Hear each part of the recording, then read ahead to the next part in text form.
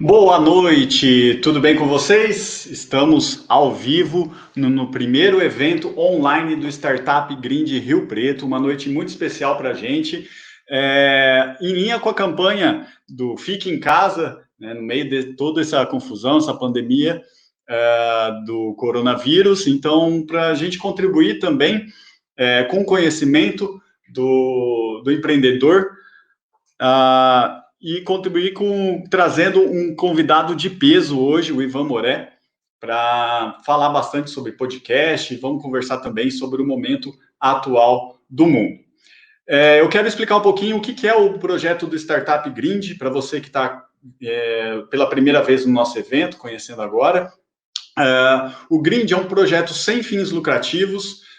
Todos que trabalham para fazer esses eventos acontecer são voluntários e é um projeto social realizado pela Academia Brasileira de Liderança, como forma de gerar conhecimento, gerar networking, gerar inspiração para os empreendedores, para que eles possam construir melhores negócios e ter mais impacto positivo na sociedade. Eu quero agradecer especialmente a toda essa equipe de voluntários que trabalha arduamente para que esses eventos sejam os melhores possíveis. Também a nossa dupla de mentores, Luiz Fernando e a Fátima, pela ajuda e orientação que nos faz avançar cada vez mais. Para que esse projeto já tenha conseguido fazer 17 edições desde maio de 2018, a gente conta também com uma ampla rede de parceiros. Então, eu quero agradecer aqui a Shift Tecnologia, o Tela 2, Reunião Fácil, a Mind Comunicação, a Multivias Comunicação, o Parque Tecnológico de Rio Preto, a IXDA e o Me Conta AI.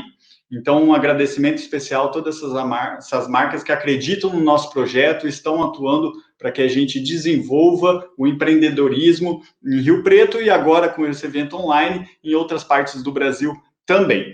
Deixa eu fazer uma orientação antes de chamar o Ivan aqui na tela, para você fazer, se você quiser fazer uma pergunta, no lado direito da sua tela tem um menu, se não me engano é o quarto item, um balãozinho com 3 pontinhos, ali você vai poder clicar e escrever uma pergunta. Essas perguntas, todas as perguntas que foram feitas ali, depois elas vão ser compiladas e vão chegar até a mão do Ivan Moré para ele responder todos vocês. Perfeito? Então, vamos lá à apresentação do nosso convidado de hoje. Super animado, que é uma pessoa muito especial, um jornalista, apresentador e até mesmo dando uma de David Letterman, né? Vou dizer que esse convidado dispensa apresentações. Então, eu chamo aí para a tela Ivan Moré. Prazer enorme bater esse papo com vocês aí do Startup Grind. Oi, Ivan, um prazer enorme tê-lo aqui conosco. A gente fica muito feliz de fazer esse bate-papo aqui. Agradeço muito a sua disposição e a sua gentileza de vir voluntariamente, contribuir com toda a sua experiência, com todo o seu conhecimento para o desenvolvimento do empreendedorismo. É sempre algo que os nossos empreendedores vão juntar esse conhecimento com a experiência que eles já têm e aí poder fazer a sua empresa ir muito melhor. Legal, vai ser um prazer contribuir. Vamos lá. Vamos lá, Ivan. Eu sempre te vi na TV, sempre com esse espírito jovial, sempre solto, um cara super bacana, que passa uma energia super positiva para quem está assistindo em casa. E aí, depois que a gente começou a conversar para te fazer esse convite aqui, e até mesmo acompanhando você nos podcasts, nas suas lives, eu descobri um cara também super curioso, inovador, firme nas suas posições.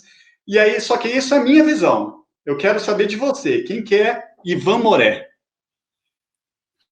Bom, antes de mais nada, muito obrigado pelo convite. É um prazer participar dessa webinar, desse congresso online em tempos de coronavírus.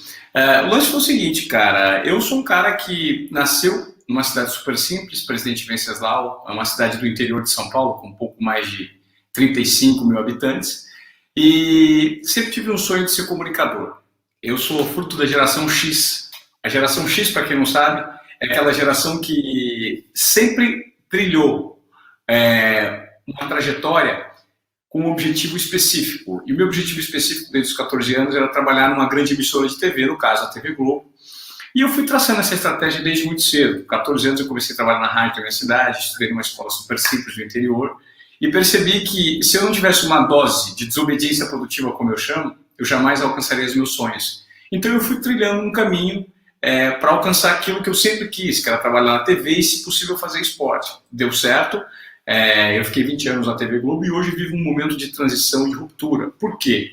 Porque aquele nicho que eu trabalhei durante 20 anos, ele, no meu entendimento, ele está se provando ultrapassado, né? Que é o mercado aberto de TV no Brasil, o mercado da TV aberta no Brasil. Então eu creio que a TV sempre foi muito relevante, eu trabalhei numa gigante, que é a TV Globo. Só que eu tenho notado, desde do advento da internet, com a multiplicidade de plataformas de comunicação por conta das redes sociais, eu creio que a quantidade de maneiras, de nichos e de formas de expressão da humanidade como um todo aumentou de forma exponencial. E a TV não necessariamente conseguiu acompanhar todos esses nichos e conectar e propor relevância para essas pessoas que navegam numa outra onda, para uma geração que bebe de uma outra fonte, que é a geração hiperconectada, os millennials, né, a geração Y, geração Z, que já nasceu num momento hiperconectado. Então, a partir do momento que eu faço essa transição, deixando de trabalhar no modelo de negócio de TV aberta, que foi muito relevante por muito tempo, e faço essa migração para o digital, é um momento de aprendizado também para mim. Me proponho algumas reflexões, alguns questionamentos. Eu estou tentando encontrar meu espaço no meio de tudo isso, né? Por meio de tentativa e erro, que eu acho que é a maneira mais inteligente de você trabalhar hoje. A gente precisa se propor a arriscar algumas situações e ver, por meio das métricas, do retorno que você tem, se você está trilhando aquilo de uma forma contundente ou não. Para quê? Para que você possa corrigir o quanto antes, por meio de um retorno que você tem, com métricas, com dados, as rotas que você tem que direcionar para você atingir relevância onde quer que você se propõe a trabalhar. Muito legal essa sua visão e essa sua sinceridade, né? De eu estou encontrando o meu espaço, depois de ficar tanto tempo na televisão. Como que foi o seu primeiro dia depois de sair da televisão e o que te passava na sua cabeça, assim, no sentido, e agora? O que eu vou fazer? Quando você me perguntou do primeiro dia, o primeiro dia, na verdade, ele é o resultado de vários outros dias, né, que levaram a gente tomar essa decisão. Uma decisão de romper com uma empresa depois de 20 anos, né, de descontinuar a parceria que nós tivemos por mais de 20 anos, ela não vem do dia para a noite, né? É algo que você toma aos poucos. Eu notei já, quando estava em TV, que a maneira hierárquica como a TV funcionava, ela já não me agradava muito, né? Que é completamente diferente hoje como as corporações vanguardistas operam internamente. Hoje você precisa ter um colaborador que esteja totalmente alinhado com os propósitos e com a visão da empresa. Para quê? Para que ele consiga render o melhor. Por que render o melhor? Porque aquilo tem que fazer sentido para ele. A maneira como as grandes corporações sempre manejaram, antes da internet, os colaboradores, é um formato de submissão a troco de um salário. Então, assim, eu manda quem pode, obedece quem tem juízo. Então, essa reinvenção da maneira de você vincular o colaborador para extrair o máximo do potencial dele, ela está ganhando uma luz, né? Ela está ganhando vivia muito na sombra isso, por conta dessa nova geração hiperconectada. Hoje, nas grandes corporações, como Facebook, Google, os próprios colaboradores não permanecem por muito tempo nesses ambientes corporativos. Por quê? Porque eles querem desafios, eles querem transição, eles querem formatação. E o grande desafio hoje para os gestores é manter essa mão de obra qualificada por meio do quê? Gerando valor, mas não só o valor financeiro, o retorno financeiro, gerando um propósito para que essa pessoa esteja alinhada com os próprios princípios e os princípios da empresa. Faz sentido para você ou não? Eu notei que isso, de um tempo anterior, eu sugeria pautas, eu queria entregar mais do que eu esperava para os meus gestores. E eu só batia com a porta na parede. muitas vezes bati com a porta na parede. Até que eles me colocaram numa situação de checkmate e eu que me colocaram para fora. Me encaminharam, sabiam que eu era uma pessoa questionadora e que queria propor uma relevância por meio do quê? De um empoderamento dos colaboradores. E eles notaram que nesse formato eu incomodava uma engrenagem que era muito antiga, muito velha, que funciona num formato antigo. Funciona já aí que a gente assim, né? Então assim, quando você pega uma empresa familiar como a TV Globo e nota que existem pessoas que estão tomando conta do poder ali, que se apegam ao poder, eu sempre brinco que o gestor, uma corporação como essa, se ele tem 30 colaboradores debaixo do guarda-chuva, o bom gestor, em tese, ele vai atender todas as demandas desses 30 colaboradores que estão embaixo, brigar por essas demandas com o superior dele. Lá eu notava que acontecia o contrário. Esse gestor achatava as condições de trabalho, remuneração e, enfim, condições em geral de quem estava abaixo para mostrar resultados financeiros para quem estava em cima. Por conta de custos, por conta de poder. Porque quanto mais ele mostra que ele é um bom gestor, achatando a condição de quem está abaixo, ele se mostra um cara bom e econômico para a empresa. E faz um papel positivo para o gestor dele.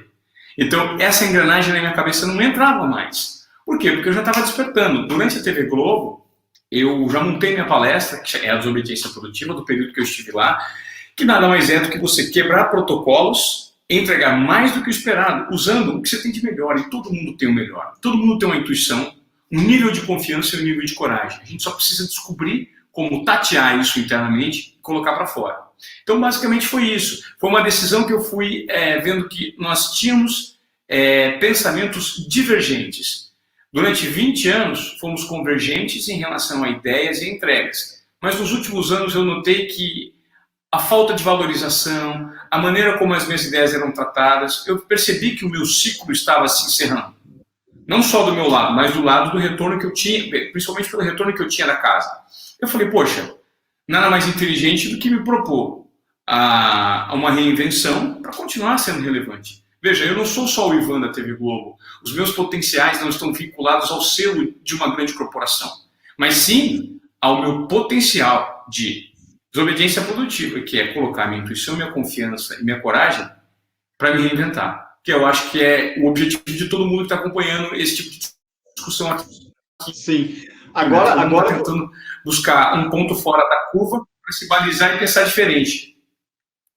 Agora você está do outro lado do balcão. Você tem uma equipe, né? Você tem uma empresa, tem uma equipe, e você consegue implementar essa sua linha de pensamento, né, que você acabou de nos falar, com a sua equipe. Você vê dificuldades nisso?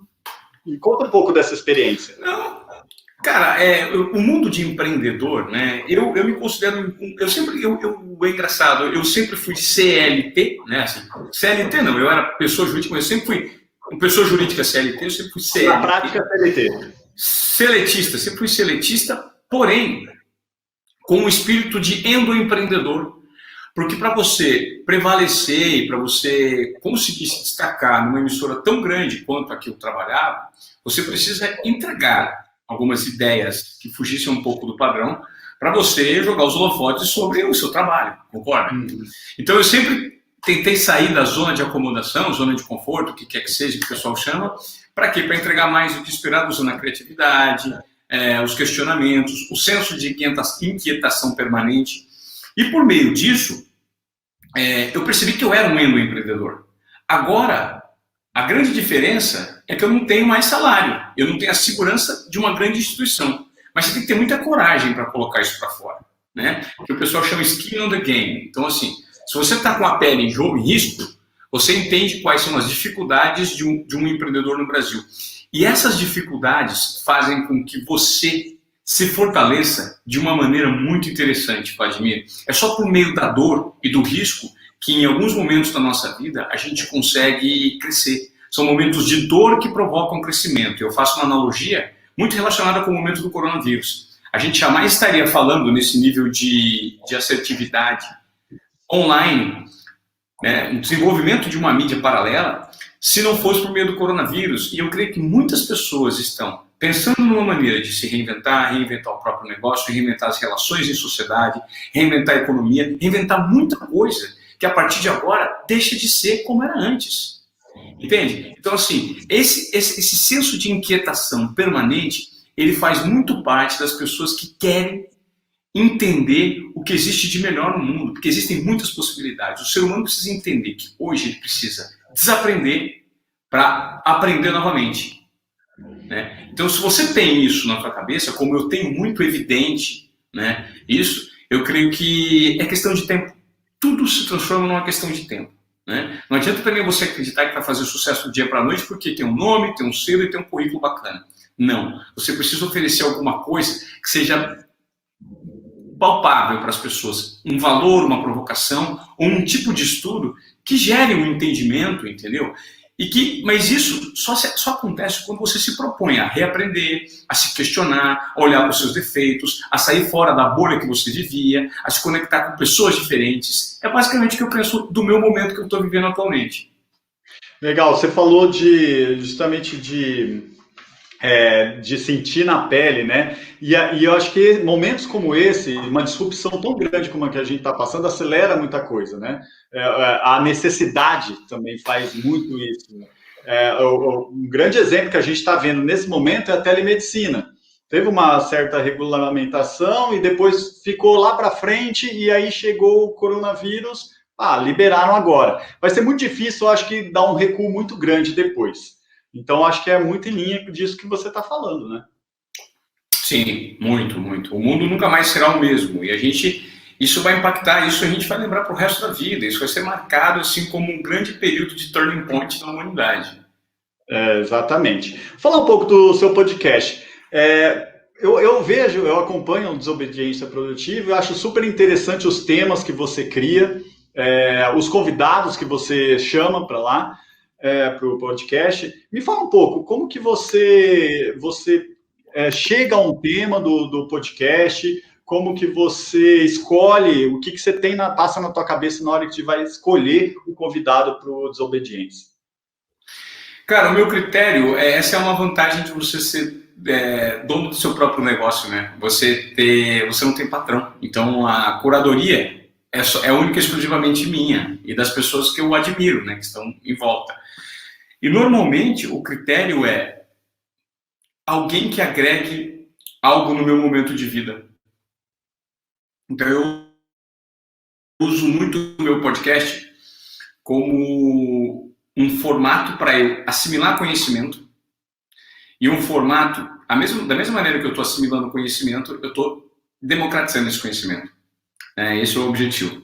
A partir do momento que eu sair da emissora e eu abri mão de alguns convites de TV aberta, justamente para tentar me entender num momento de transição e também me propor um tempo, cara, respirar, falar, deixa eu ficar aqui 6 meses, um ano, longe do nicho TV. Muita gente fala, Ivan, mas você é quente na TV, você está perdendo, você vai falar assim, não interessa, eu não vou perder tudo que eu fiz, primeiro. Mas você vai deixar de ser quente. Tudo depende do ponto de vista. Você quer ser muito quente numa mídia que está se apagando, ou você quer ser muito relevante numa mídia que está crescendo com os novos consumidores do amanhã? Então, esse era o questionamento. Quando eu saí, a primeira coisa foi, vou tentar entender podcast, vim de uma rádio, entrei numa rádio com 14 anos, é o meu core business, né? É o meu background, é algo que eu adoro fazer, sempre fui muito íntimo do microfone, depois veio a câmera, mas primeiro o microfone. Eu falei assim, eu vou empreender nisso. Eu acredito que o podcast é algo para eu gerar valor para as pessoas por meio de entrevistas e por meio do conhecimento que eu estou me propondo a absorver e democratizá-lo. Então, normalmente, essa curadoria ela é feita por meio da minha curiosidade. Pessoas que me inspiram, pessoas que geram provocações e que podem me ensinar alguma coisa para que eu possa compartilhar com a minha audiência. Bacana. E aí, nesse sentido, quem foi a pessoa mais interessante que você já entrevistou? Alguém super marcante que passou pelo microfone contigo? Você diz do podcast ou tudo? Agora eu vou aumentar para tudo. Veja, eu tive a oportunidade, né, durante mais de 20 anos de jornalismo, 20 anos só na TV Globo, de entrevistar muita gente bacana, né? Muita gente que me ensinou, muita gente que me inspirou, grandes atletas. Entrevistei Roger Federer, tive uma oportunidade de jogar uma partida com ele durante a entrevista. Eu entrevistei Rafael Nadal, também joguei uma partida. Entrevistei o Michael Phelps 2 vezes, uma inclusive pouco antes da Olimpíada de 2008. Entrevistei ele em Ann Arbor, nos Estados Unidos. Eu estava no lugar certo, na hora certa, estava voltando de uma reportagem da Califórnia. E meu chefe me ligou e falou assim, você está voltando para cá? Eu fui fazer uma matéria na época para o Esporte Espetacular. Ele falou assim, cara, você deu sorte, o Phelps abriu uma janela de entrevista, faltam 4 meses para a Olimpíada, você vai fazer meia hora com ele, é exclusivo. E aí eu tive a oportunidade de entrevistá-lo. Depois eu entrevistei aqui em São Paulo também em 2017, num evento exclusivo, que eu fiz uma intermediação entre ele e alguns CEOs de empresas. E foi maravilhoso, absorvi um conteúdo muito bacana. É muito interessante você estar próximo de figuras tão exponenciais no mundo do esporte, né? Expoentes, assim, gente grande. Estou falando de Federer, estou falando do maior jogador de tênis de todos os tempos, do maior nadador de todos os tempos. Quando você se conecta com os anais da história, né? Não, e não só os internacionais, né? Quando eu falo que os do Brasil também, eu tive a oportunidade de fazer entrevistas exclusivas com o Ronaldo Fenômeno, com o Neymar, tudo quanto é jogador que você imagina, super inteligente, fora da média. Eu tenho um podcast que, além do Desobediência Produtiva, são 2, né? O Qual é Mulher? Eu entrevisto campeões olímpicos, César Cielo, Arthur Zanetti, Gustavo Borges, Felipe Massa, piloto de Fórmula 1, e sou muito amigo deles. Então, quando você passa com Hortência, quando você passa a compartilhar com mentes tão privilegiadas, você começa a absorver conhecimento indiretamente, né? A maneira de pensar, a maneira de agir, o foco, a persistência, a obstinação, a resignação. Então, isso tudo gera muito valor para o currículo. Agora, o que eu acho mais interessante é que, nesse período de transição, quando eu mudo um pouco para migrar para o mundo corporativo em relação ao esporte, continuo no esporte com o pé no Colé-Moré. Mas eu lanço um outro produto, que é o Desobediência Produtiva.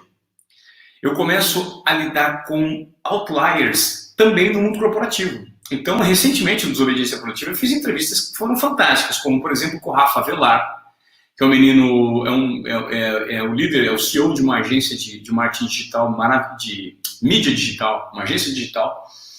O Rafa Velar, Daniela Kleiman, João Adib, José Carlos Semenzato. Tem muitos caras legais que eu entrevistei. Entrevistei um pessoal do MIT. Então, assim, é um período de constante evolução para mim.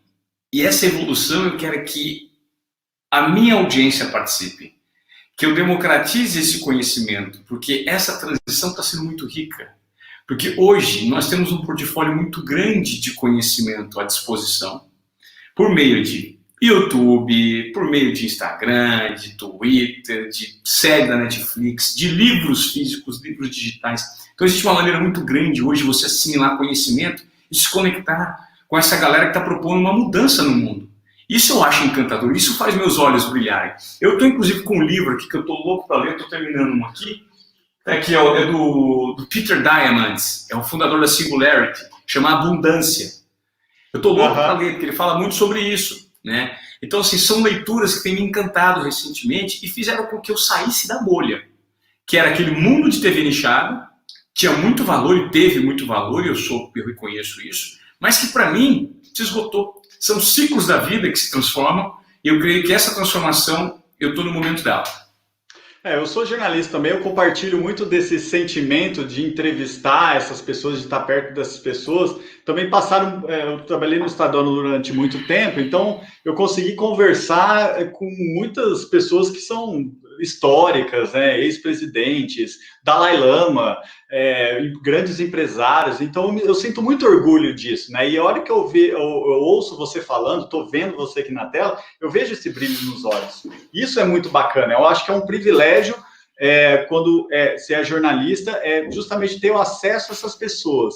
E quando você fala, eu me vejo nisso também. Então eu acho muito bacana isso. Voltando ao podcast, você começou ele com um objetivo específico, uma visão lá na frente, falando, vou chegar aqui. Eu sei que você falou dessa interação, de ganhar conhecimento, compartilhar conhecimento com as pessoas que você traz no programa e depois compartilhar com seus seguidores. Mas você tinha algum objetivo em mente quando você começou? Produzir conteúdo, o primeiro deles. Produzir conteúdo. Segundo, ser orgânico e verdadeiro em relação ao que eu gosto, né? Alinhado com os meus propósitos, assim. Produzir conteúdo com propósito. Terceiro, numa plataforma que eu acredito que é o podcast. E quarto, sendo vanguardista, porque eu creio que o podcast é uma mídia que ainda não tem o devido valor no Brasil. O podcast, ele é uma mídia que faz com que você se conecte num nível de atenção completamente diferente dos meios audiovisuais hoje em dia. Por que o podcast ele é mais assertivo? Porque você não tem a barreira do vídeo.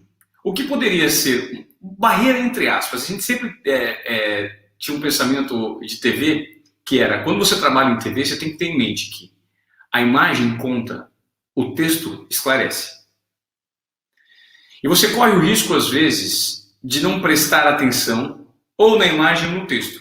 Então, nós sempre fomos muito orientados e aprendemos a escrever em cima de imagens, para que não houvesse o ruído de comunicação entre o off, que é a narração, né, o que a voz do repórter, do apresentador está falando, e o que aquela imagem está contando.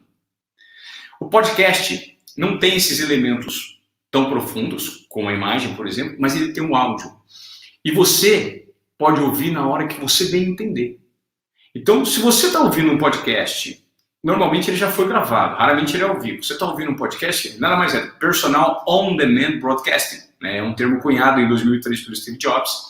Então, ele é on demand. Então, é porque você quer assimilar um conteúdo que, em tese, você já conhece, que você já acompanha e que você acha bacana. Então, o seu nível de retenção mental, ele aumenta. Porque foi você que escolheu beber daquela fonte e beber daquela fonte por áudio. Porque, normalmente, você pode estar fazendo uma tarefa mecânica, cortando a grama do seu jardim, ouvindo um áudio, regando as plantas, correndo na esteira, indo para o trabalho caminhando, de bicicleta, no transporte público, e você está muito conectado com aquele conteúdo que está passando no teu áudio. Por quê? Porque foi você que escolheu, no momento que você quis e no momento que você tinha tempo para dar atenção por áudio a um conteúdo que já está ali, já é do seu interesse. Então, a partir do momento que você disponibiliza um conteúdo bacana, a retenção é muito boa e o feedback é bom. Creio que isso ainda é muito pouco explorado, porque as pessoas não sabem. A gente fala de internet, de podcast, a gente esquece que a internet no Brasil, ela não chega sequer em 50% das casas do país, né? Então, como você quer democratizar e pulverizar uma mídia num país que é essencialmente pobre? Nós esquecemos que o Brasil é um país pobre. Nós somos completamente diferentes dos Estados Unidos, da Europa.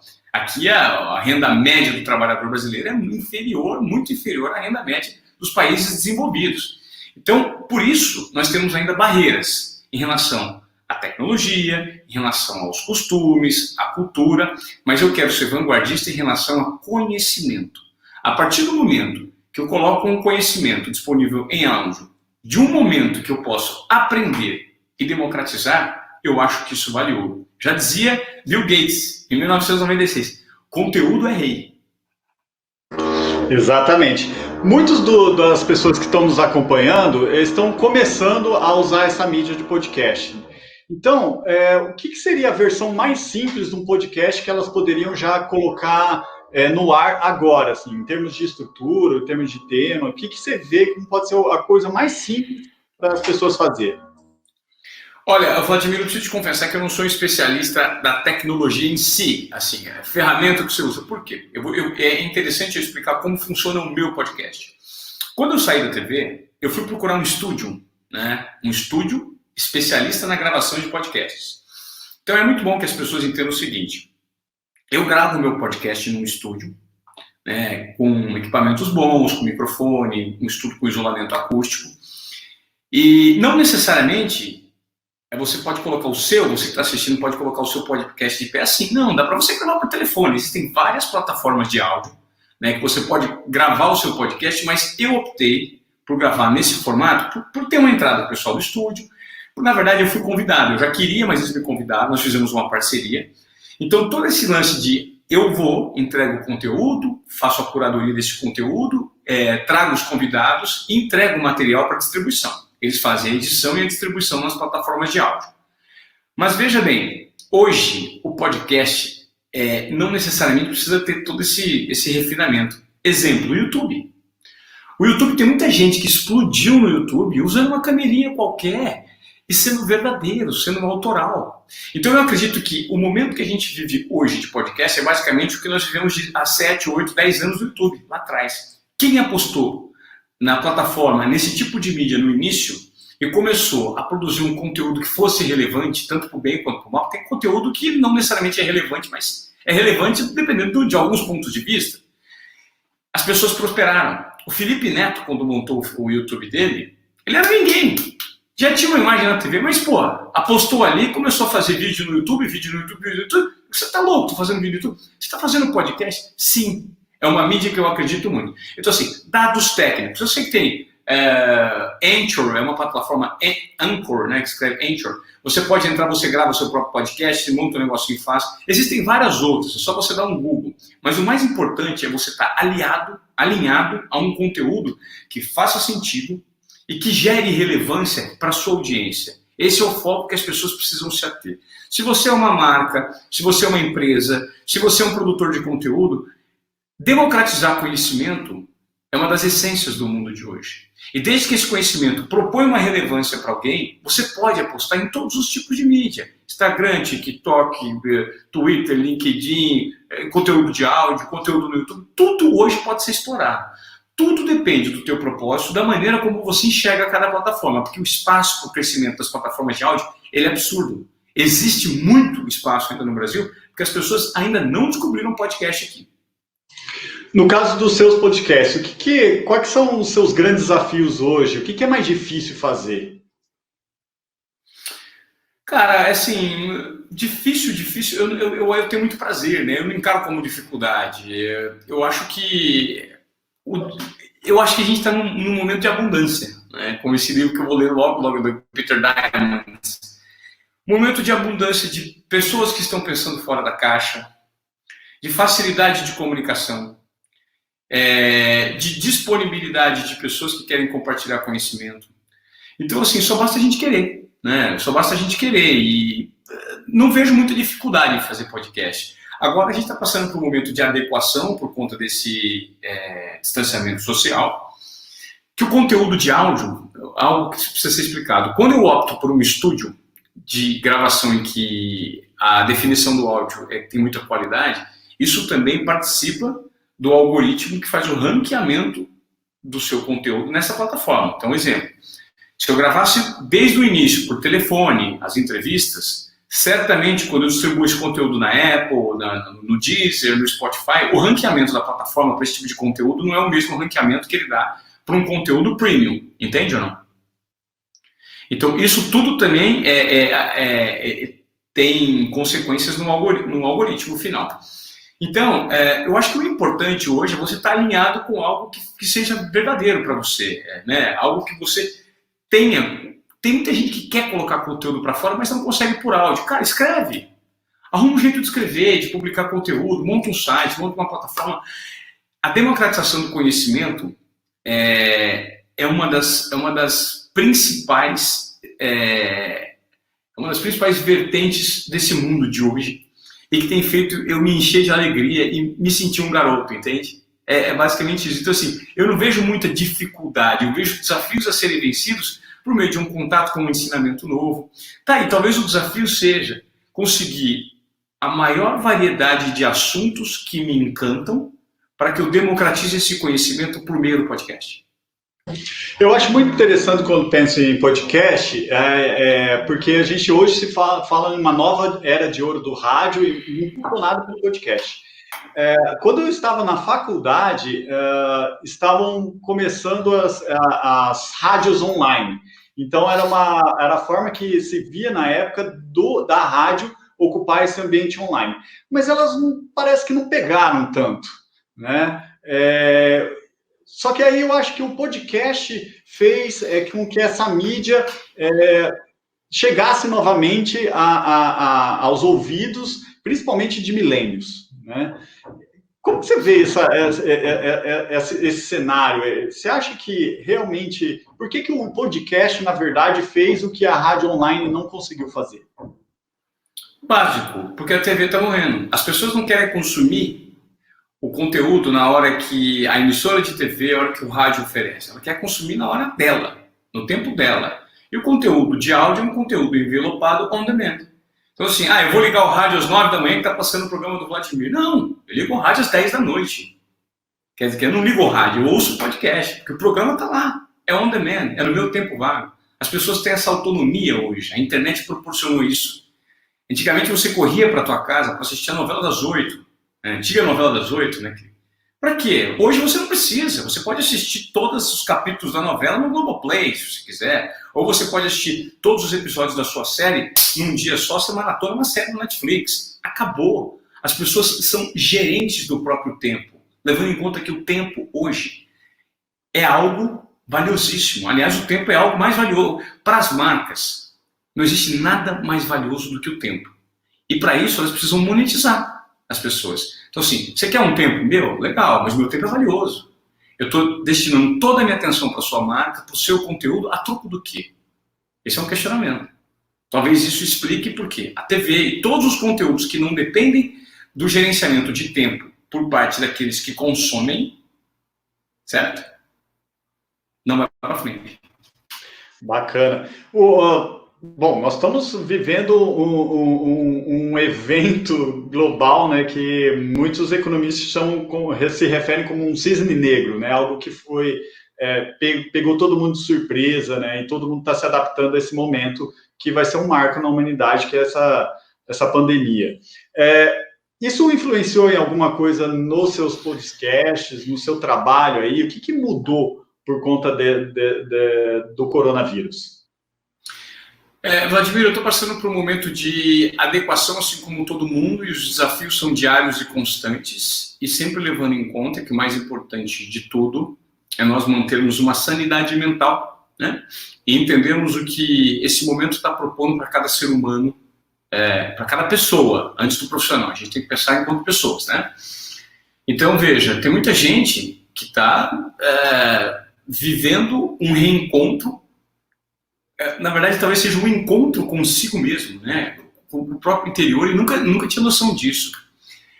O segundo ponto é você começar a entender de que forma essa epidemia, ela está afetando o seu negócio, o seu business, e você pode se associar a isso gerando valor para você e para o seu negócio.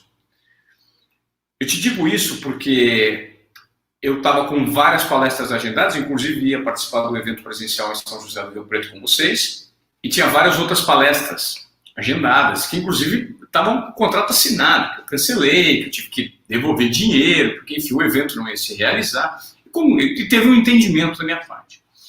Mas a partir daí, eu notei que, com esse desenvolvimento todo, eu posso gravar os podcasts online. Eu passei a tarde gravando podcast hoje. A qualidade não é a mesma, mas é algo que não só eu, mas as plataformas digitais e a tecnologia estão se sentindo desafiadas a subir o sarrafo da qualidade online. Então, assim, eu tinha um produto premium, que eu ia num estúdio, que o estúdio gastou uma fortuna para ser feito o estúdio, com microfone de primeira. Hoje não dá mais para o estúdio. Então, isso certamente já gerou uma provocação na produtora de podcast, que vai ter que encontrar uma nova tecnologia com um áudio superior, e já deve ter alguém pesquisando uma melhora desse áudio online para que os produtos fiquem melhores. Então, assim, é um gatilho que já disparou de provocação para melhorar conteúdos e melhorar meios de você produzir conteúdo. Então, veja, eu estou passando por esse processo de adequação, de transformação como todos, sem saber onde isso vai dar, sem saber onde vai dar. Mas eu já tive uma ideia. Daqui a mais ou menos 45 dias, eu vou lançar a plataforma Desobediência Produtiva, que vai trazer tudo isso que eu estou vivendo, estudando, acumulando, trazendo. Por exemplo, na segunda-feira, eu tenho um webinar com o pessoal de Stanford, o pessoal que estava organizando a convenção Brasil at Silicon Valley. São os estudantes que se formaram em Stanford, iam levar Luciano Huck, Jorge Paulo Lemann, grandes nomes do Brasil e do mundo. Eles vão bater um papo comigo na segunda-feira. E eles que vieram me procurar. Por quê? Porque eles querem explicar o momento deles. Então eu notei que o Desobediência Produtiva, ele é muito mais do que uma palestra, é muito mais que um podcast. Ele é muito mais do que um conceito. Ele é uma plataforma que eu posso trazer vários gatilhos e segmentos de conhecimento num só espaço virtual. Então, daqui 40, 45 dias, esses dias têm sido muito intensos para mim, que a gente vai lançar em breve o Desobediência Produtiva e vai ser por um número restrito de pessoas. Eu não vou abrir para todo mundo, quem quiser vai fazer. Não. A gente vai abrir um tempo, vai ter uma galera, porque a ideia é trazer um público questionador, trazer um público provocativo, que está tentando propor mudança para se alinhar a pensamentos de vanguarda e para transformar esse ecossistema em que eles vivem. Então é montar um grupo de network que vai receber conteúdo, vai receber mentorias, não só minhas, mas mentorias de vários pensadores que fazem parte do meu network, e fazer com que a gente fortaleça esse conceito, que esse conceito possa ser aplicado nos diversos segmentos que vão ser abordados durante o lançamento dessa plataforma. Então, assim, isso foi uma provocação que surgiu, né? Isso estava agendado, estava mais lá para frente. Então, eu tive que encurtar nesse espaço de tempo esse lançamento, até por uma questão de ocupação. Como que eu vou disponibilizar meu conteúdo premium? Como é que eu vou entregar?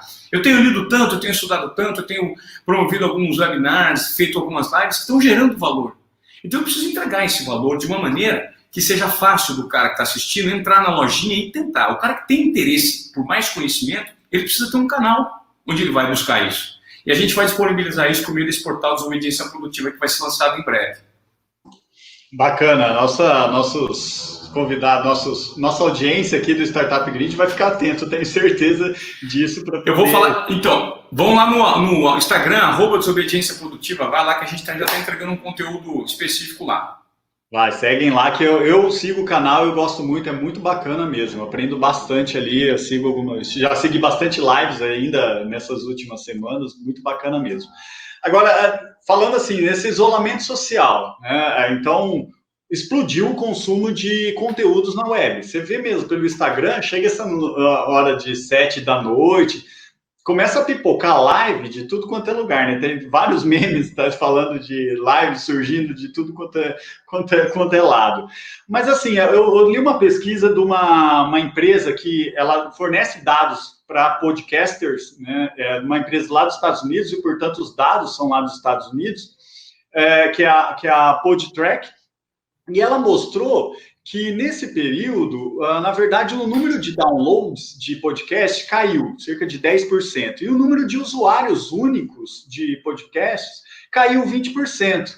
Né? E é um dado que chama muita atenção, porque nesse momento que está todo mundo consumindo conteúdo, o que você imagina que aconteceu? Qual que é a sua visão sobre esses números? Eles fazem sentido para você?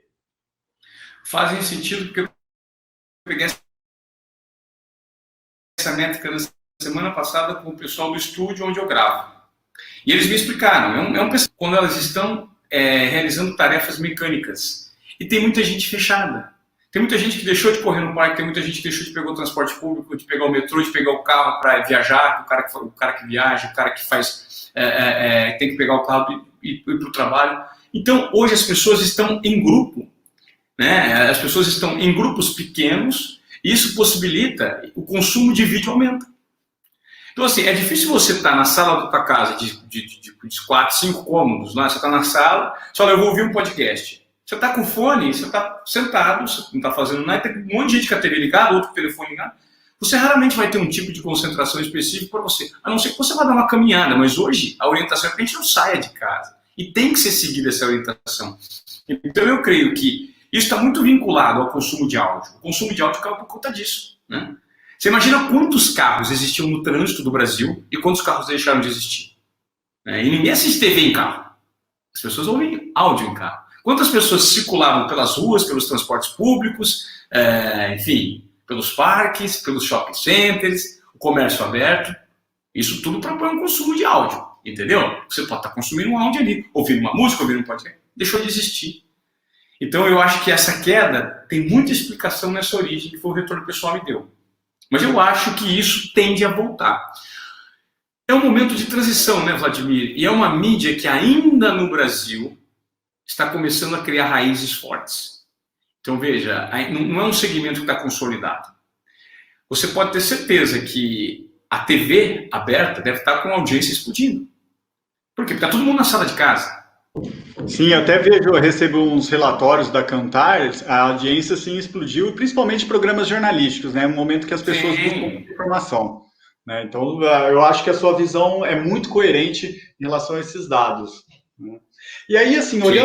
olhando essa pandemia de uma maneira mais ampla, o que você acha que mais te chama atenção em termos de mudanças que podem acontecer no comportamento das pessoas, nos países, nas economias do mundo? O que isso está trazendo de diferente para o mundo agora? Cara, eu acho que é um período de, como eu disse, o ser humano vai ter que primeiro olhar para dentro de si. Isso não está acontecendo por acaso, isso é um turning point da humanidade. Creio que viagens, negócios e a mobilidade, ela vai mudar para sempre. Então, assim, eu creio que companhias aéreas vão ter muito mais dificuldade agora, porque para vender passagem, para se manter no mercado, por conta desse período que estamos vivendo e pela experimentação. As corporações vão entender que dá para fazer muita coisa home office, on demand, online. Então, eu creio que vai ser só o tempo vai dizer. Mas eu creio que quando você vive, veja, vamos lá, quando você tem um tempo muito longo para se preparar para algo, a tendência mental é você se escorar nesse tempo e fazendo essa programação com parcimônia, com tranquilidade. Agora, eu te faço um desafio. Se você for receber o melhor emprego da tua vida, o seu salário for aumentar 10 vezes, só que você tem apenas 10 dias para você se preparar para ocupar esse cargo, e você vai ter que, sei lá, o seu inglês vai ter que melhorar muito em 10 dias, ou você perde salário que é 10 vezes maior do que você ganha. Você vai fazer um teste. O que você vai fazer? Você vai Eu vou correr o máximo possível para poder chegar num nível compatível com o emprego, né? Então, assim, são situações específicas de extrema necessidade ou de extremo desejo que fazem com que o ser humano se movimente mais rapidamente por meio do propósito, com um objetivo específico. Ou vamos supor que você está aí, Deus me livre e guarde, meu filho teve um problema, entendeu? Teve um problema. Pô, a partir de agora, meu filho tem um problema, eu não posso nunca mais acender um cigarro na minha casa. Vamos supor que eu fumasse, eu não fumo. Eu estava pensando em parar de fumar, eu não paro de fumar do nada. Então, assim, as atitudes rápidas, assertivas, elas propõem emergência. E quando elas propõem emergência, como a gente está vendo acontecer por meio do coronavírus, a decisão do ser humano na entrega é total. Então, as empresas estão tendo que se adequar num curto espaço de tempo. O ser humano está tendo que se adequar num curto espaço de tempo, de um ponto de vista pessoal e também do profissional. Então, assim, nós estamos sendo obrigados, e são nesses momentos que a humanidade evolui num curto espaço de tempo. Entende? Então, assim, a tecnologia que daqui a um tempo seria lançada, não, vamos lançar agora. Não está pronto, não interessa, agora tem que lançar. Entendeu? Porque agora que tem vazão. Então, vamos lançar. E aí a gente vai fazendo a adequação disso no caminho. Então, é nesse momento que nós vivemos que eu creio que tudo vai ser, tudo não, boa parte do que a gente viveu, vai ser reinventado com prós e contras. Agora, é o tempo que vai nos dizer de que forma a gente vai peneirar esse aprendizado e ele vai ser usado de uma maneira bacana. Falando assim do seu setor mídia, né? Um setor amplamente desse setor. O que essa pandemia, esse lockdown, todo mundo dentro de casa, o que isso vai criar de oportunidades nesse setor mídia e que estão aí para as pessoas, algum empreendedor pegar e aproveitar? Cara, eu acho que não só por conta da pandemia, mas nós já vivíamos um momento de democratização do conteúdo por meio da possibilidade nos dada via tecnologia de cada um se transformar. Hoje em dia, todo mundo que tem um aparelhinho desse aqui, ó, todo mundo que tem um aparelhinho desse aqui é um consumidor, é um canal de comunicação. Isso é um canal de TV, né? Então, já era antes da pandemia. Agora, isso ficou mais evidenciado. Concorda? Está muito mais evidente isso. Por quê? Porque está muito isolado. O isolamento físico fez com que a gente passasse por um processo de adequação. Quantas reuniões você já fez? online que você provavelmente faria presencialmente? Eu várias. Todas. Não é várias, são todas. Né? É mais nesse mês do que o resto da vida que tinha. Então, o que acontece? Hoje, o produtor de conteúdo que tinha dúvidas sobre se ele montaria ou não um produto digital, de áudio, de vídeo, de texto, ele não tem que ter mais dúvida, cara. Isso é uma maneira que necessariamente precisa ser colocada em prática a partir de agora, mesmo que a gente normalize toda a situação. Os resquícios de evolução vão ficar presentes em relação a esses conteúdos de áudio, de vídeo, de texto produzidos na web. Então é isso, cara. O tempo já chegou. Então, esse fortalecimento de canais individuais, ele se torna mais evidente agora com a pandemia. É uma maneira de eu enxergar, pelo menos é o que eu vejo. E a tendência é que você, para conter... Cara, hoje tem um portfólio de conhecimento tão grande disponível. Você quer conferir um jornal com viés de direita, você tem no YouTube. Com viés de esquerda, você tem no YouTube. Você quer consumir um material que seja para pessoas que ensinam a cuidar de cabelo branco? Eu vou lá no YouTube, eu entro no link que eu tenho. Então, existe uma variedade, o portfólio é infinito de conhecimento. Então, isso revela o quanto hoje a internet democratizou a produção de conteúdo e a propagação desse conteúdo. É o que eu acho que é o que a gente chama de cauda longa, né? Ela ficou tão barato essa produção, armazenamento de conteúdo, que propiciou cada um desses produtores atingirem nichos específicos, que é uma grande diferença da grande mídia. Por exemplo, você falou da televisão. Então, é algo que lá ainda é engessado, tem uma programação engessada, tem um espaço que tem limite.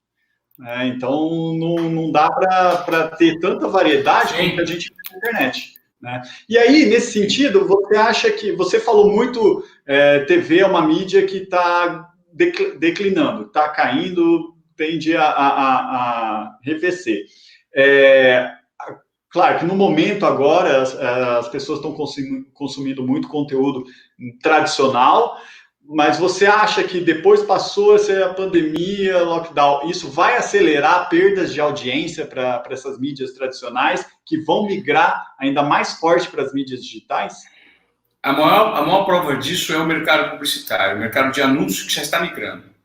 Então hoje a TV abocanha 50%, 60% do que abocanhava anos atrás. Por quê? Porque o consumo está pulverizado, está segmentado. E as marcas entenderam isso. Então, a partir do momento que você usa, né, o rastro deixado pelo dinheiro, que é o dinheiro dos anúncios, que é o que mantém as TVs, veja, você nota que essa métrica está vinculada a quem consome.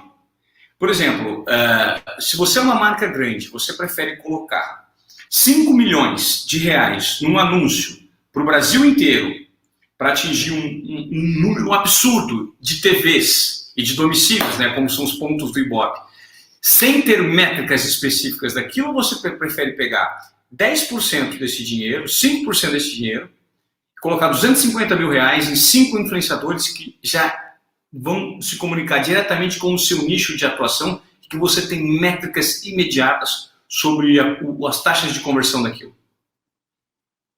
Isso explica muito. Né? E uma outra provocação que eu te faço é o seguinte: se eu perguntar para quem aqui está acompanhando essa webinar, quem assiste TV, deve ter 2 ou 3 aqui. Quem assiste TV todos os dias, deve ter 1 ou 2 que vão falar que assistem TV outro dia. Ainda mais falando de uma geração milênio, né? Sim. E certamente quem assiste TV assiste TV com um smartphone na mão. Então, assim, se o conteúdo for muito valioso, você vai estar prestando atenção na TV aberta. Vamos supor, você está assistindo um puta conteúdo legal. Só que é o seguinte, aí você pega, deu um intervalo, para onde você vai? Você vai para cá, você vai levantar, você vai no banheiro, você vai comer alguma coisa, você vai na cozinha. E mesmo durante o conteúdo que está te prestando atenção, você vai ter interação com isso aqui, porque isso aqui vira um hábito do ser humano, cara. Isso vira um hábito do ser humano. E isso se transformou num canal de comunicação. É o simples fato de você parar para pensar que hoje, uma pessoa como o Cristiano Ronaldo, que tem mais de 200 milhões de seguidores no Instagram. É o tamanho do Brasil. O aparelhinho do Cristiano Ronaldo, vale muito mais do que a TV Globo. Faz sentido ou não? Total. Porque ele tem métricas e é de uma pessoa só, um único produtor de conteúdo. O Cristiano Ronaldo, pensando assim, subvertendo a lógica, vamos pensar o seguinte: se o Cristiano Ronaldo quisesse comprar os direitos de transmissão da Champions League e transmitir no Instagram dele, ele poderia. Entendeu? Se o Cristiano Ronaldo quiser comprar os direitos de transmissão da próxima Olimpíada e da Copa do Mundo, transmitir e colocar no canal dele, ele poderia. Ele é dono de um canal. Faz sentido? Então a TV, ela não vai morrer 100%. Mas as pessoas tiveram o mesmo entendimento que eu te expliquei em relação ao entendimento do rádio digital. Você consome o conteúdo quando você quiser, na hora que quiser. Porque essa é uma facilidade que a tecnologia nos proporcionou. E que os múltiplos canais de informação nos colocaram à disposição. Então por que você vai consumir aquilo no momento que mandam você? Não, você gerencia seu próprio tempo. Então assim, a partir do momento que o mercado publicitário faz essa sinalização por meio de métricas assertivas, cara, isso é uma tendência. Exatamente. Essas mídias tradicionais, TV, a gente viu muito recentemente ela ganhando concorrência de grandes empresas de tecnologia. O Facebook transmitindo Copa Libertadores, por exemplo. Então, sim, é algo que é uma mudança de paradigma muito grande. Até uma mudança de poder. Né? Que essa grande mídia, né, super poderosa, porque ela detinha esse monopólio de comunicação, né, e agora não mais. Então, não, e a adequação, principalmente de um mercado que sempre foi regulado pelas agências de publicidade no Brasil e que deixa de ser.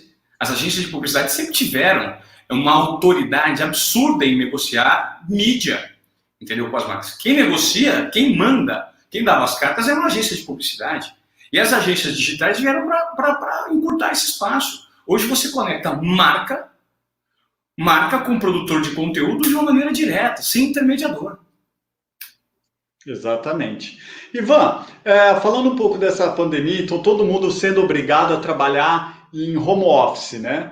O que você já observou aí, você e com a sua equipe, e que você pode dar dica para quem está nos assistindo que também está nesse esquema e tentando se adaptar nesse esquema de trabalhar home office?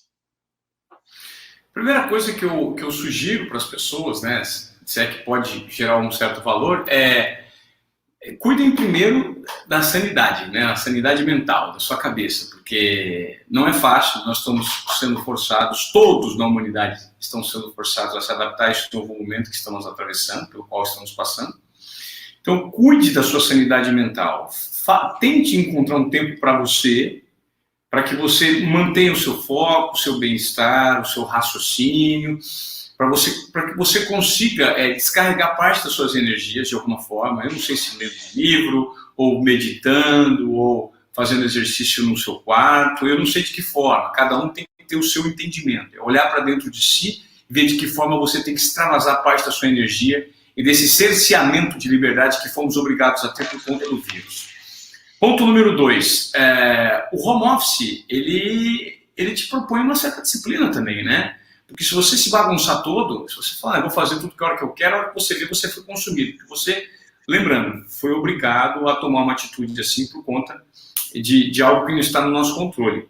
E terceiro, cara, eu acho que é tentar assimilar nesse momento, principalmente se você tiver tempo, algo que te propõe uma relevância, algo que te possa fazer com que quando as coisas voltem ao normal, se é que vão voltar ao normal, e qual vai ser esse novo normal, para que essas coisas tenham sentido para você. Eu acho que entendimento e inteligência é algo que você tem que exercitar todos os dias, movidos pela criatividade, pela vontade de se transformar.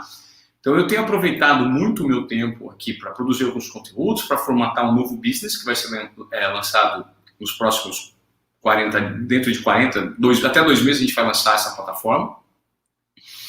E sei lá, eu tenho assistido desculpa, eu tenho assistido muitas séries que acrescentam valor, que me geram algum tipo de conhecimento. Eu tenho, por exemplo, eu estou terminando a primeira temporada de Versalhes. Eu estou entendendo como funcionava a monarquia francesa, que foi a monarquia mais luxuosa da história, né? Assim, nível de ostentação. Então, isso gera um entendimento de como depois veio a acontecer a Revolução Francesa e como a Revolução Francesa reverberou no que nós somos hoje em dia. Então, isso é um conteúdo que está sendo extremamente válido, é uma maneira interessante de você estudar a história por meio de um documentário. Então, assim, é entretenimento misturado com aprendizado. Então, eu acho isso muito valioso. Leituras, eu acho que eu estou lendo muito, porque eu descobri algo que quando eu lia, que eu trabalhava em TV, eu não tinha esse tempo de ler. Eu consumi outro tipo de literatura. Eu consumia muita literatura mesmo, e algumas coisas relacionadas a esporte. Hoje eu passei a ler muitos pensadores que propõem inovação, conteúdo, comportamento humano vinculado ao seu propósito de vida, enfim, gatilhos mentais que você consegue despertar em você mesmo por meio da leitura dos seus prós e dos seus contras. Então eu acho que é um momento, cara, de reinvenção. Todo mundo que está nos assistindo tem que mergulhar nesse período de quarentena consciente de que nós estamos vivendo um momento único na história da humanidade e que daqui a um tempo nós vamos lembrar disso. E você pode colher frutos positivos se você se propor fazer essas reflexões do ponto de vista pessoal, profissional e de conhecimento. Você falou 2 vezes em manter a sanidade. Como você mantém a sanidade durante essa quarentena? Eu estou no litoral norte de São Paulo, né? A gente tem uma casa aqui, eu tenho 2 filhos pequenos, eu, minha esposa e meus 2 filhos. Aqui eu tenho muito verde. A gente está dentro da Mata Atlântica, né? É um condomínio que tem na praia. A gente não está frequentando a praia, porque a praia está, né, fechada, entre aspas. Mas eu consigo fazer uma caminhada aqui em volta da casa, eu consigo andar numa rua ali que tem um pomar maravilhoso. Eu brinco ali na rua um pouquinho com meus filhos, vou até o final da praia e volto para gastar um pouco de energia com ele. E assim, pé no chão, as ruas são de terra, eu vejo passarinhos todos os dias e tenho tentado manter a minha rotina de exercícios físicos, pelo menos 3, 4 vezes por semana, manter minha rotina de leitura e questionando, inclusive, a hiperconexão que eu tinha quando estava em São Paulo, no meu apartamento, e como hoje, hiperconexão em relação a tarefas do dia a dia, né? Mobilidade. A gente continua hiperconectado, mas como hoje, essa visão bucólica que eu tenho desse espaço onde eu estou, ela tem me trazido uma certa paz, sabe? Você está perto do mar, perto da natureza, perto das árvores, colocando o pé no chão. Isso tem me trazido, respirando ar puro, deixando de ver movimentação, não pegando carro para dirigir. Isso tem mantido muito minha sanidade, tem me provocado, inclusive, eu acho que eu estou mais criativo, mais feliz nesse momento. Eu estou conseguindo fazer desse limão essa limonada bem legal. Eu acho isso verdade. Eu quando preciso resolver problemas, alguma coisa assim, eu ando. Eu acho que oxigena o cérebro e realmente talvez estimule essa criatividade, você achar soluções quando às vezes você não está encontrando. Deixa eu te perguntar, você vai fazer as perguntas aí com o pessoal? Porque você falou que ia fazer pergunta e agora nada. Então, na verdade, a gente vai te mandar as perguntas, tá? A gente vai compilar todas as perguntas e vai te mandar. Que aí você pode responder com tempo aí, porque senão a gente ia ficar com muito tempo aqui de live, tá? A gente está encerrando, estamos no final, tá? Então eu queria fazer um bate-bola contigo. Algumas respostas rápidas aí. Você falou bastante em livros e eu queria te perguntar, me fala um livro que te marcou e que você recomenda. Cara, um só. Eu vou falar os que eu tenho lido recentemente. Posso falar de vários? Pode. Então tá, vamos lá. Eu estou aqui com... Esse aqui, olha que loucura. Eu começo alguns livros, paro, retomo depois. Esse aqui é um livro monstruoso. Reinventando as Organizações, é um livro genial do Frederico Laloux. Eu comecei a ler, parei, porque... Aí depois eu fui ler Sapiens. Sensacional, né? Mas antes disso eu tinha lido, eu estou aqui com a Harari Kaboleeno, as 21 lições do século XXI, já li o Homo Deus também, e esse aqui, tem um livro maravilhoso aqui que eu selecionei, que eu li recentemente também. Cara, talvez esse livro, os dois, assim, é difícil falar que é o melhor. Tem esse livro do Malcolm Gladwell, que é o Outliers, é maravilhoso. Você já leu esse livro? Sim, eu tô lendo nele nesse momento. Tô meio que na metade. Eu leio vários livros ao mesmo tempo, eu estou meio na metade. Só que melhor que esse que não tá aqui, tá em São Paulo, é o Blink. Sei. É uma mudança no piscar de olhos. É genial também. Eu acho que o Blink é melhor que o Outliers, eu preferi. Agora, talvez para citar mesmo o que eu tenha gostado no momento de provocação, é um prêmio Nobel de Literatura, que é esse aqui, Vargas Llosa, A Civilização do Espetáculo. Eu amo, né? Esse livro, ele é assim, ele é um primor. Ele é um tanto denso, ele é um pouco profundo, mas ele faz um questionamento sobre essa civilização que nós vivemos, hiperconectada, que passou a ser mais hiperconectada ainda por conta do coronavírus, e de qual é a noção que as pessoas hoje em dia têm de cultura. Todo mundo hoje que está por dentro da fofoca do momento, ou que vive no Instagram consumindo informações que não necessariamente são úteis, né? Que não alimentam a alma, como ele próprio disse, ele chama de contracultura. A contracultura, ou seja, a cultura da frivolidade, ele chama. Então ele fala que as pessoas hoje em dia estão muito pouco propensas a se debruçarem sobre um livro que te propõe conhecimento, paciência, exercício mental, resignação, para assimilar alguma coisa bacana, para transformar você enquanto conhecedor de algo. As pessoas hoje estão muito mais propensas a consumirem Big Brother, ele chama de cultura da bisbilhotice, a vida dos outros nas redes sociais. Então, o papel que hoje é ocupado por cantoras pop, exemplo, Anitta, Shakira, no passado, eram ocupados pelos grandes artistas da pintura, da música clássica ou os grandes cientistas. Então, esse é um questionamento que ele faz, enquanto nós, consumidores de conteúdo, precisamos nos alinhar com algo verdadeiro se queremos crescer do ponto de vista de conhecimento robusto. É basicamente esse questionamento que ele faz e é muito, muito provocativo. Então, eu sugeri Qual é o nome do livro? Civilização do Espetáculo, Mário Vargas Llosa. Legal, muito bom. Anotado aí a dica para os nossos ouvintes. Me fala uma ação rotineira que te faz crescer. Que me faz crescer? Conviver todos os dias com meus filhos e aprender. Eu acho que quando você olha para eles, eles têm muito o que me ensinar, né? A gente tem que crescer enquanto pai, enquanto ser humano. Eu cresço em relação à tolerância, eu cresço em relação a me enxergar como um pai melhor, eu vejo onde eu erro, onde eu acerto. Então, tudo isso, a métrica é muito rápida, né? Tentativa e erro ali com os filhos. Mas ser pai é algo que me faz crescer. Qual que é o seu maior sonho? O meu maior sonho é continuar sendo relevante e produzindo algo que sirva para as pessoas, um conteúdo de boa qualidade e que as pessoas continuem reconhecendo esse conteúdo e eu continue reconhecendo esse conteúdo. Esse é o meu sonho, é continuar sendo relevante independentemente do rótulo que eu ostente. Bacana. Agora, para encerrar, qual que é o seu podcast preferido? Não pode falar o Desobediência. Não pode ser o podcast preferido. O meu podcast preferido? Deixa eu pensar aqui. Deixa eu ver. Cara, tem um podcast. Eu tenho ouvido muito um podcast gringo do Jay Shetty. Ele é um dos maiores podcasters lá dos Estados Unidos. E ele tem falado muito sobre... Ele fala sobre propósito, chama On Purpose. Ele fala muito sobre propósito. E ele está me mostrando maneiras plásticas de você construir o conteúdo, né? Então, assim, as vinhetas dele, eu presto atenção no conteúdo técnico. O conteúdo específico dele é bacana, porque depende dos entrevistados. Tem um podcast bem bacana, que ele também coloca no YouTube, que é do... Ai, cara, agora me fugiu o nome. O cara que é do UFC, pô. O comentarista e repórter do UFC lá, me fugiu o nome dele. Eu não vou saber. Cara, como é que é o nome dele? Pô, cara, alguém não fala? Comenta aí alguém, como é que é o nome do cara? Pera aí. Quer ver? Comentarista... UFC... Não é o Bruce Buffer, não, pô. É o...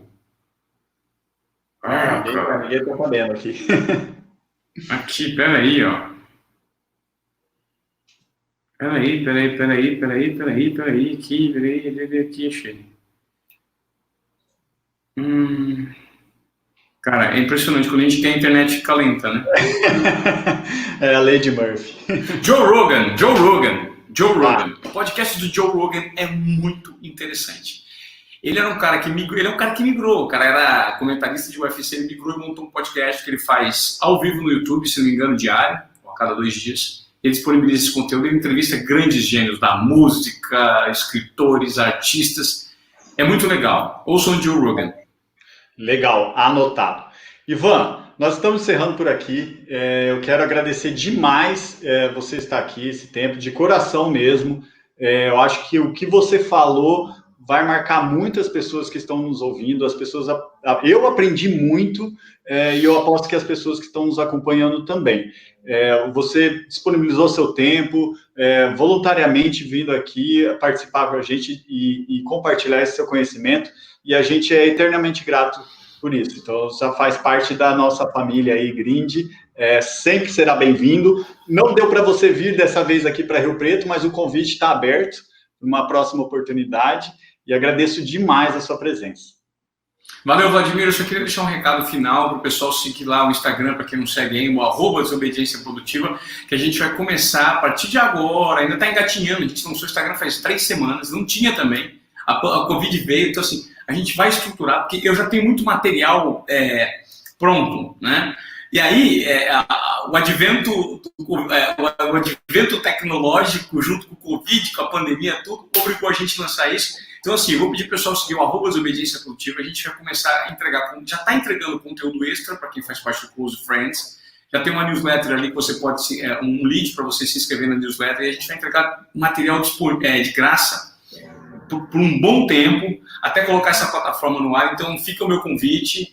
E é isso, vamos ser desobediente e produtivo, gente. É um momento que nós podemos melhorar enquanto pessoas, enquanto profissionais, olhar para as nossas questões pessoais, para as nossas questões profissionais e colocar uma pitada de desobediência produtiva, uma pitada de inquietação para gerar um valor. E eu vou pedir para o pessoal, inclusive, que está aqui, vai lá, dá um print dessa tela, não sei se dá para dar print aqui, e marca lá o @desobediência produtiva para a gente manter um diálogo legal nas redes sociais. Marca o Ivan Morel, o Vladimir. Vamos fazer isso bombar. Tá bom? Eu quero saber o comentário de vocês via mídias sociais do @desobediência produtiva para saber o termômetro do conteúdo, se foi legal ou não. Beleza? Isso aí, pessoal. Dá o print aí, põe lá no Instagram, marca eu, o Ivan, o Startup Grind, que aí a gente espalha por aí. Eu gosto muito desse nome, eu acho que desobediência produtiva é um nome que, para mim, é um sinônimo de inovação. Então, eu gosto bastante desse nome também. Bom, deixa eu dar uma licencinha para dar uns recados antes da gente encerrar aqui a transmissão. A gente está lançando aqui do Startup Grind um grupo de inovação no Telegram para a gente justamente trocar conteúdos, trocar experiências sobre inovação. O endereço está aparecendo aí no vídeo nesse momento, então é só você acessar lá, entrar e aí a gente começa a movimentar essa comunidade também no Instagram. Os participantes também vão receber uma pesquisa pelo WhatsApp, uma breve pesquisa, que é de uma startup aqui de Rio Preto, que ela justamente ela nos ajuda a entender, ter um feedback das pessoas que nos acompanham, para a gente sempre melhorar o evento. Esse é o nosso primeiro online. Mas nos offlines, essas pesquisas têm nos ajudado bastante a criar mais valor para quem participa do Grid. Então, eu peço, por favor, para que todo mundo responda. É breve, é rápido e ajuda bastante a gente a entregar o melhor conteúdo para todo mundo. Bom, eu quero, antes de encerrar, então, agradecer a presença do Ivan. Muito obrigado mesmo, eu me sinto um privilegiado em entrevistá-lo, feliz com o conhecimento que você trouxe para a gente. Quero também agradecer as marcas que nos apoiam, a Shift Tecnologia, Tela 2, Reunião Fácil, Mind Comunicação, a Multivias Comunicação, Parque Tecnológico de Rio Preto, que nos abriga sempre nos eventos presenciais, a EXDA e a Me Conta Aí. Também quero agradecer a equipe de voluntários do Grind, é o que faz tudo isso acontecer, e é muito bacana ver essas pessoas colocando suor, energia, por um propósito, que é desenvolver esses empreendedores aqui, e que eles tenham, os negócios deles tenham mais impacto positivo no mundo. Agradecer nossos mentores, Luiz Fernando Garcia e a Fátima Garcia, e principalmente o público que está nos acompanhando. É muito legal tê-los aqui, espero que voltem nos próximos eventos online, esse é o primeiro de muitos que a gente vai fazer aí mais para frente. Eu acho que, como o Ivan falou, é um game changer que está acelerando algumas coisas, e para a gente também, tá? E o meu recado é para que ninguém fique parado nesse momento, né? Todo mundo se mexa, inventa, como o Ivan falou, vai estudar, aproveite esse momento para se reciclar, se colocar lá no futuro, tá? Ivan, quer dar uma última palavrinha? Só agradecer a você e o pessoal da organização, foi um prazer participar e obrigado pela audiência. Obrigado, Ivan, obrigado a todo mundo que nos assistiu, uma boa noite e até a próxima edição do Startup Green de Rio Preto.